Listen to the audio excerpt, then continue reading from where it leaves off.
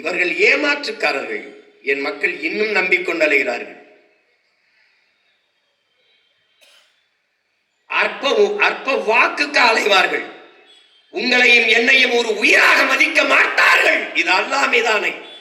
அவர்களுக்கு நமது உரிமையோ உணர்வோ உயிரோ முக்கியம் அல்ல, நமது ஓட்டு மட்டும்தான்.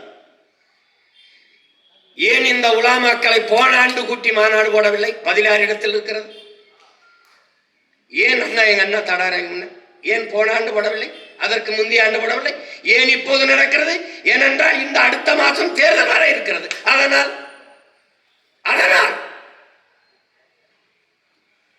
போன ஆண்டு பொங்கலுக்கு ஏன் 1000 ரூபாய் கொடுக்கவில்லை? இப்போது 3000 ஏன் கொடுக்கிறார்கள்? அடுத்த மாதம் தேர்தல். போன ஆண்டு படிக்கிற மாணவர்களுக்கு எதற்காக மடிக்கணீர் கொடுக்கவில்லை? இந்த ஆண்டு ஏன் அடுத்த மாதம் தேர்தல்? இவர்கள் கட்சி அரசியல், தேர்தல் அரசியல் செய்வார்கள். உங்கள் பிள்ளைகள் நாங்கள் மட்டும்தான் மக்களுக்கான அரசியல், மக்கள் அரசியல் செய்வோம். அவர்கள் செய்தி அரசியல், விளம்பர அரசியல் செய்வார்கள்.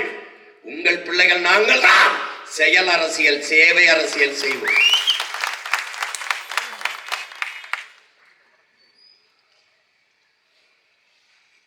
எல்லா துன்ப துயரங்களில் இருந்து நாம் விடுபட முடியும். அதற்கான வலிமை நம்மிடத்தில் இருக்கிறது. ஆனால் அறிவார்ந்த தமிழ் சமூக மக்கள், என்னிலும் இளைய என் தம்பி தங்கைகள் புரிந்து கொள்ள வேண்டும். உண்மையிலேயே இவர்கள் சொல்வது போல நாம் சிறுபான்மையினரா?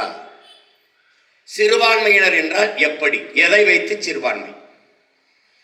உலகெங்கிலும் வரலாற்றிலே என் உடன் பிறந்தார்களே, உலகெங்கிலும் வரலாற்றிலே ஒவ்வொரு இனத்தையும் மொழி இன அடிப்படையில் தான் வகுக்கிறார்கள். அப்படித்தான் எந்த நாட்டிலும் எந்த இன வரலாற்றிலும் மதத்தின் அடிப்படையில் மனிதர்களை பகுத்து வகுத்து பார்த்தது இல்லை.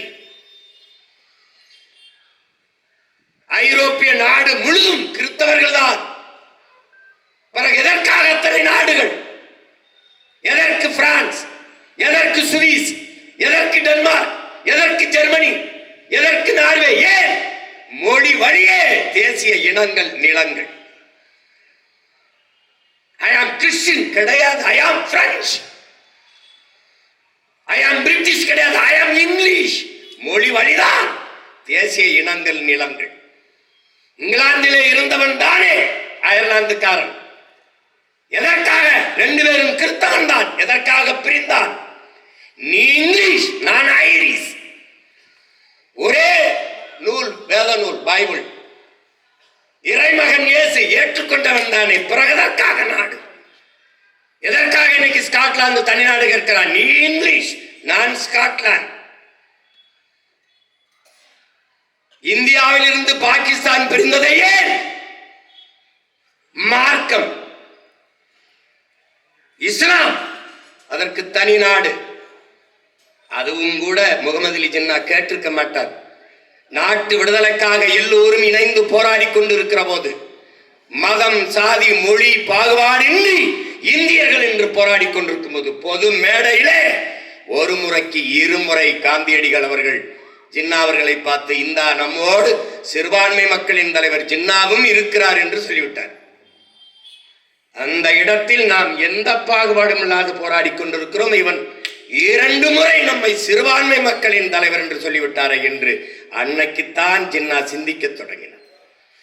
வெள்ளைக்காரன் ஆட்சி, அந்நியன் ஆட்சியில் இருக்கும் போதே இங்கே மத கலவரம், இந்து இஸ்லாம்.